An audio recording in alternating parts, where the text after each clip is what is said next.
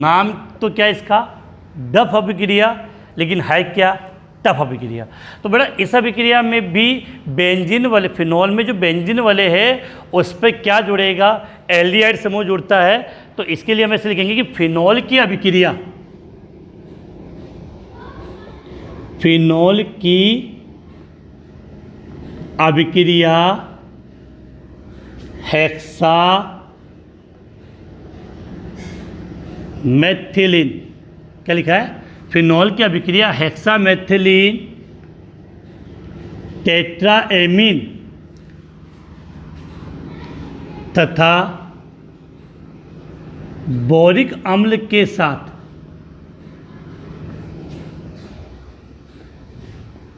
Glycerol की उपस्थिति में, क्या लिखा बेटा, फिनॉल की अभिक्रिया हेक्सामेथिलीन टेट्राएमीन और बोरिक अम्ल के साथ ग्लिसरॉल की उपस्थिति में कराने पर, उपस्थिति में कराने पर एन मेथिल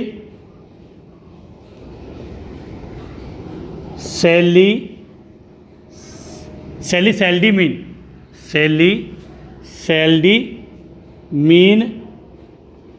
बनता है,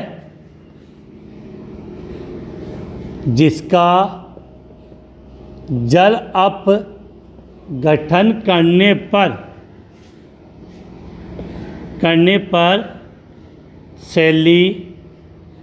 सेल्डिहाइड बनता है।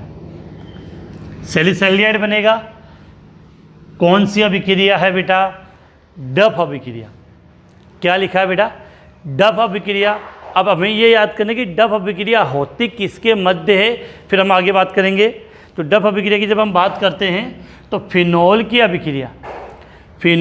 अभिक्रिया हेक्सामेथिलीन टेट्राएमीन, क्या लिखा है, फिनॉल की अभिक्रिया हेक्सामेथिलीन टेट्राएमीन और बोरिक अम्ल के साथ ग्लिसरॉल की उपस्थिति में करवाई तो क्या प्राप्त हुआ, एन मेथिल सेलीसेल्डीमीन बनता है, एन मेथिल सेलीसेल्डीमीन बनता है, जिसका हमने जल अपघटन कर दिया तो हमें सेलीसेल्डिहाइड प्राप्त हो गया। अब समीकरण को लिखते हुए समझना बेटा। तो अभिक्रिया किसकी करवा रहे, फिनॉल की। तो फिनॉल का फॉर्मूला OH, सीधी सी बात एक ही याद की कि बेंजीन वाले के ऊपर OH, बेंजीन वाले के ऊपर OH, फिनॉल हो गया। अब इसकी क्रिया हमें करवानी है हेक्सामेथिलीन टेट्राएमीन से, हेक्सामेथिलीन टेट्राएमीन से। तो आपको याद करना है फॉर्मूला क्या होता है। मेथिलीन का मतलब CH2 बेटा कितने, हेक्सा का मतलब 6 और टेट्राएमीन का मतलब N कितने, 4। तो ये फॉर्मूला किसका हो गया, हेक्सामेथिलीन टेट्राएमीन। और साथ में बोरिक अम्ल H3BO3 किसकी उपस्थिति में बेटा, ग्लिसरॉल की उपस्थिति में। तो बेटा बनता क्या है, बनता है आपका एन मेथिल सेलीसेल्डीमीन। बेटा ये डायरेक्ट आपको याद करना पड़ेगा कि इनकी अभिक्रिया करवाई तो ये बनता है, याद ही करना है आपको।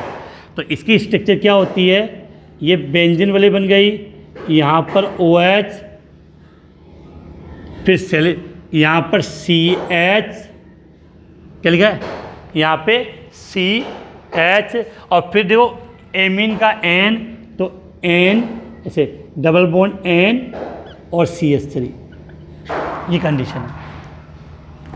नहीं है तो थोड़ा बड़े अक्षर में लिख दो बेटा, CH double bond N CH3, ये कंडीशन थी। अब हमें यहाँ से समझना है, इसको याद कैसे करना है कि फिनॉल की अभिक्रिया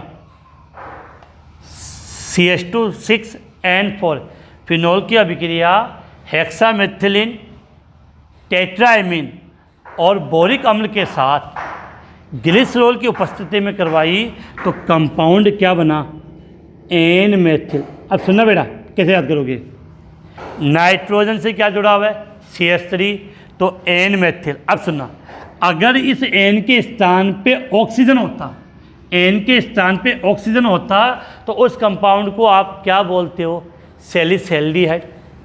अगर एन के स्थान पर यदि ऑक्सीजन होता तो सैलिसैल्डिहाइड बोलते हैं। अब एन का मतलब एमीन से होता है, तो एमीन है तो क्या बोल दिया, सैलिसैल्डिमीन। तो एन मेथिल सैलिसैल्डिमीन बन गया बेटा। अब बेटा आगे तो जगह नहीं, तो मैं नीचे इसको इस प्रकार से लिख रहा हूँ यहाँ पे। अब बेटा हमें इसका क्या करना है, हमें इसका क्या करना है, जल अपघटन। तो जल के साथ क्रिया करवा दी। हमें इसका जल अपघटन करना, तो मैंने जल के साथ क्रिया करवा दी। तो देखो बेटा समझो होता क्या है, ये CH3 यहाँ से N और यहाँ से 2H, तो देखो क्या बाहर चला गया, CH3 N और H2, CH3 NH2 क्या बाहर चला गया, CH3 NH2, मेथिलेमिन बाहर चला गया। और ये ऑक्सीजन आपका यहाँ जुड़ जाएगा, यह ऑक्सीजन आपका यहाँ जुड़ जाएगा। तो देखो कंडीशन क्या आई, OH CHO, क्या नाम दे दिया बेटा इसका,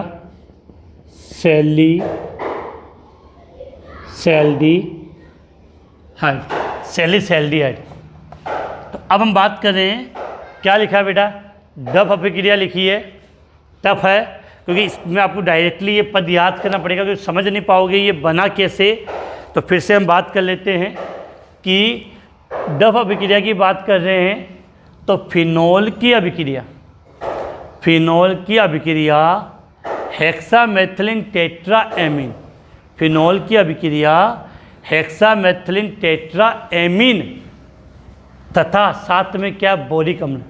तो ये फिनोल, यह हेक्सामेथिलीन टेट्राएमीन और ये बोरिक अम्ल, और किसकी उपस्थिति में बेटा, ग्लिसरॉल की उपस्थिति में कराओगे तो ये कंपाउंड बनेगा। इसको रट लेना, पहले कह रहा हूँ अन्यथा याद नहीं रहेगा।